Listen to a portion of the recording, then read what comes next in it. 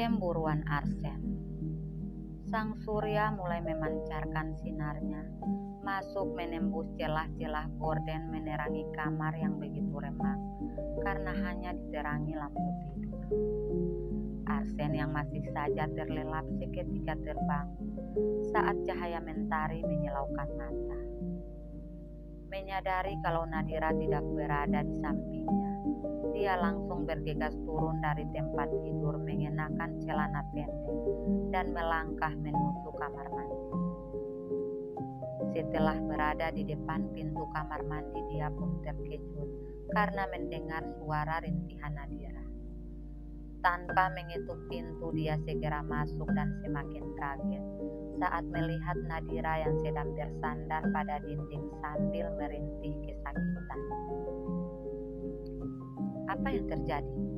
tanya Arsen sambil meraih pundak Nadira dengan tampang penuh kecemasan. "Mas, punya aku lecet dan bengkak.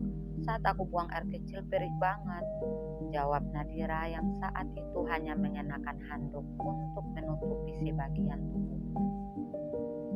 Embun yang masih tersisa di kelopak mata Nadira menunjukkan kalau dia baru selesai menangis. Seketika Arsen pun mematung menatapnya penuh rasa bersalah sambil mengingat kembali kejadian semalam. Dia menyadari semua yang dialami Nadira karena perbuatannya, tapi tak ada satupun kata maaf yang terucap dari bibirnya.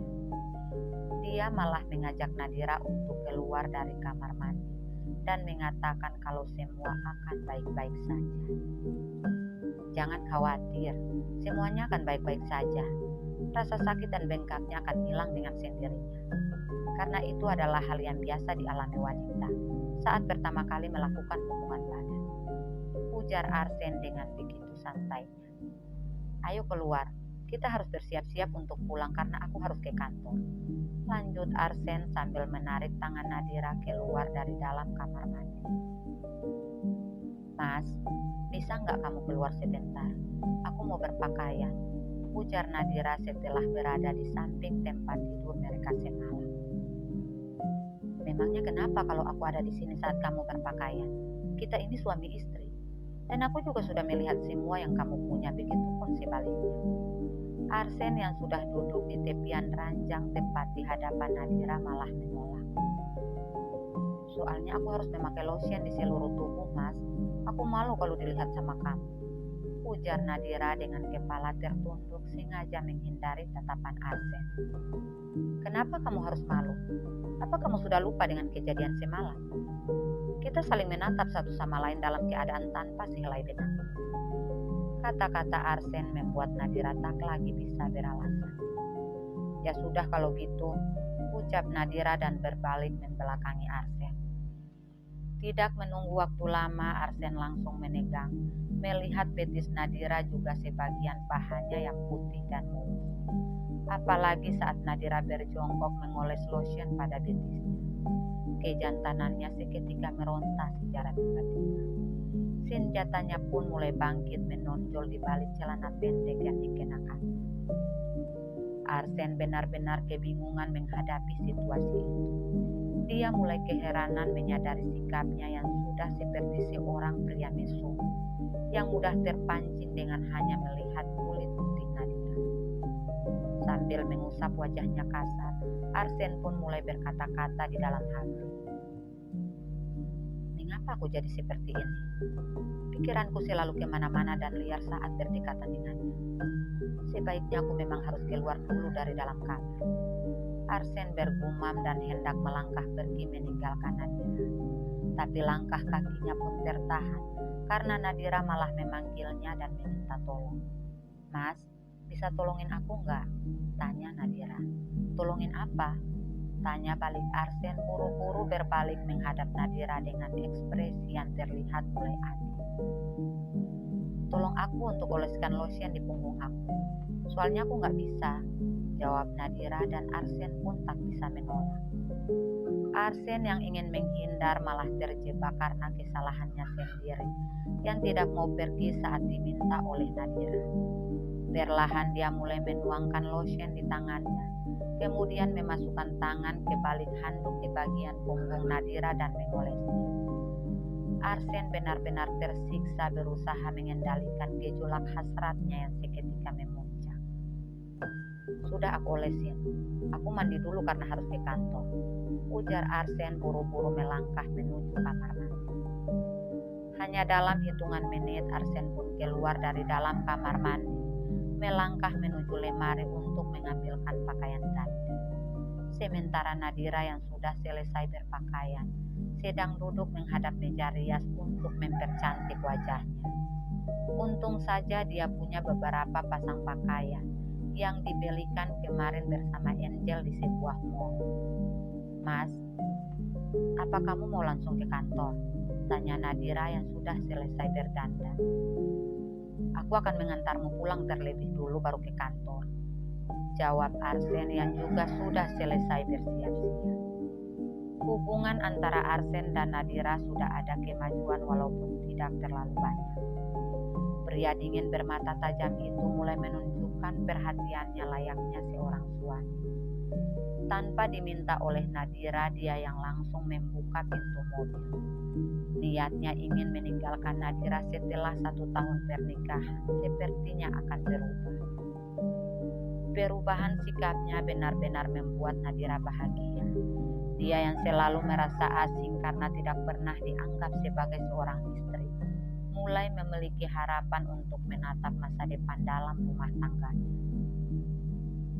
Tapi ketakutan di dalam hatinya masih tetap ada, mengingat kalau suaminya adalah sosok pria yang sangat diidolakan banyak wanita. Pagi itu Paman Daniel terlihat begitu berbeda. Dia yang sering termenung memikirkan nasib pernikahan Arsen dan Nadira terlihat lebih ceria menikmati pagi yang begitu cerah. Dan dia seperti itu karena mendengar informasi yang diberitahukan oleh Leon kakaknya Angel. Paman Daniel merasa puas karena semua berjalan sesuai rencananya. Selesai sarapan seorang diri, Paman Daniel langsung memutuskan untuk menikmati mentari pagi di teras rumah. Dan tidak berapa lama dia pun dibuat tercengang dengan kedatangan Nadira bersama Arsen. Melihat keberadaan pamannya, Arsen yang baru membukakan pintu mobil untuk Nadira langsung bersuara. Aku langsung ke kantor ya, kamu di rumah saja jangan kemana-mana, ujar Arsen. Kamu gak mau sarapan ya mas? Kamu kan belum makan apa-apa, tanya Nadira yang sudah berdiri berhadapan dengan Arsen dalam jarak yang begitu dekat. Nanti di kantor saja, soalnya aku sudah sedikit telat, jawab Arsen sembari melirik sesaat ke arah Paman Daniel yang sedang tersenyum menatap mereka. Terus nanti kamu makan siangnya di mana? Mau nggak kalau aku antar?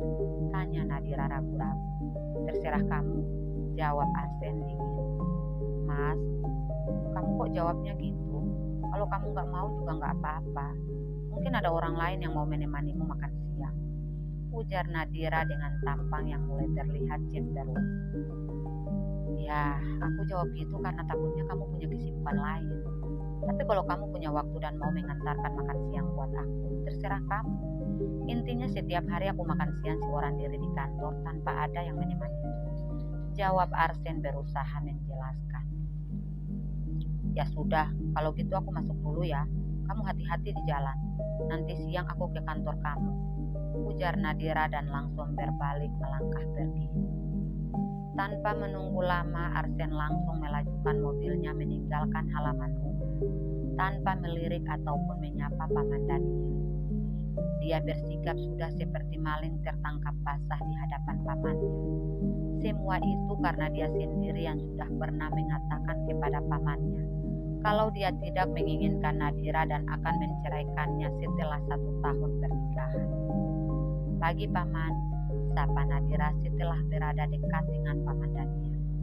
Pagi nak, kalian kok baru pulang? Tanya Paman Daniel berpura-pura kaget melihat kedatangan Nadira. Iya paman, Mas Arsen membawaku menginap di sebuah rumah, jawab Nadira yang begitu jujur. Itu rumah dia. Rumah itu biasa didatanginya saat ada masalah. Dia sering menyendiri di sana. Tapi dia tidak menyakitimu kan? Tanya Paman Daniel dengan tatapan mencari tahu. Tidak Paman, jawab Nadira sedikit. Ya sudah, lebih baik kamu langsung sarapan, seru Paman Daniel yang terlihat sedikit khawatir melihat kegugupan Nadira saat menjawab pertanyaannya. Melihat ekspresi Nadira, Paman Daniel sudah bisa memastikan kalau Arsen telah melakukan sesuatu padanya. Tapi dia tidak ingin bertanya banyak pada Nadira, karena orang yang patut ditanyakan adalah Arsen. Kebahagiaan yang terpancar di wajahnya seketika memudar karena mulai berburuk sangka pada keponakannya. Selama beberapa jam Nadira berada di dapur, membantu para bibi memasak beberapa menu untuk makan siang. Sebenarnya para pembantu sudah melarangnya karena takut terjadi apa-apa padanya seperti waktu itu. Tapi dia tetap memaksa dengan alasan ingin belajar. Akhirnya mereka pun tak dapat menolak. Setelah makanan sudah selesai dimasak, Nadira langsung bergegas untuk bersiap-siap. Dia mengenakan dress berwarna putih tanpa lengan yang membuatnya terlihat sangat cantik dan menarik. Pundak juga bagian dadanya yang putih dan sangat mulus terlihat jelas. Para pembantu sangat kagum melihat penampilannya. Dia melangkah keluar dari rumah mengikuti supir yang sedang menenteng tempat makanan untuk Arsen. Tapi setelah sampai di halaman depan, dia pun dikejutkan dengan kedatangan Angel. Nadira, kamu mau kemana? Aku kesini ingin mengajakmu pergi, ujar Angel sambil mendekat ke arah Nadira. Aku mau ke kantornya Mas Arsen antarkan makan siangnya. Memangnya kamu mau ajak aku kemana? Tanya Nadira. Hari ini kita harus ke kampus untuk melihat ruangan juga tempat duduk kita masing-masing. Aku tadi dikabarin sama salah satu temanku yang juga kuliah di sana. Dan kita harus pergi sekarang karena kita sudah terlambat. Jawab Angel yang membuat Nadira tak dapat menolak ajakannya. Ya sudah kalau gitu, makan siang Mas Arsen nanti diantarkan saja sama Pak Supir. Ujar Nadira sedikit gugup dan Angel pun tersenyum. Pak, tolong antarkan makan siang Pak Arsen ke kantor. Soalnya aku harus pergi sama Angel. Ujar Nadira setelah berdiri di samping mobil. Oh iya Bu, jawab Pak Supir dan segera menjalankan mobilnya. Ayo kita langsung pergi, ujar Nadira sambil menarik tangan Angel pergi meninggalkan pekarangan rumah. Hanya dalam waktu setengah jam Pak Supir tiba di depan sebuah gedung pencakar langit. Di depan gedung itu terpampang nama Aifar, dan itulah kantor milik Arsen Aifar. Buru-buru Pak Sopir turun dari mobilnya dan melangkah memasuki kantor Arsen. Tanpa bertanya, dia langsung menuju ruang kerja Arsen yang berada di lantai atas. Siang Pak, Pak Sopir langsung menyapa setelah membuka pintu ruang kerja majikannya. Ya, siang. Di mana Ibu Nadira? Tanya Arsen yang lagi sibuk dengan laptopnya. Ibu Nadira nggak jadi datang ke sini. Beliau sedang pergi bersama temannya yang sering datang menemuinya di rumah. Jawab Pak Sopir yang membuat Arsen seketika menatapnya tanya. Mereka pergi kemana? Tanya Arsen. Gak tahu juga Pak, tapi saya lihat mereka berdua sangat cantik. Jawab Pak Sopir dan Arsen hanya mengangguk sambil mencengkram kedua tangannya. Kalau gitu aku pergi dulu ya Pak, ujar Pak Sopir dan langsung pergi meninggalkan Arsen. Pasti mereka pergi sama Leon. Dia anggap apa aku ini? Main pergi saja tanpa izin. Leon juga. Apa maksud dia mendekati Nadira? Apa jangan-jangan dia suka sama Nadira? Arsen berkata-kata sendirian dengan raut wajah penuh kekesalan.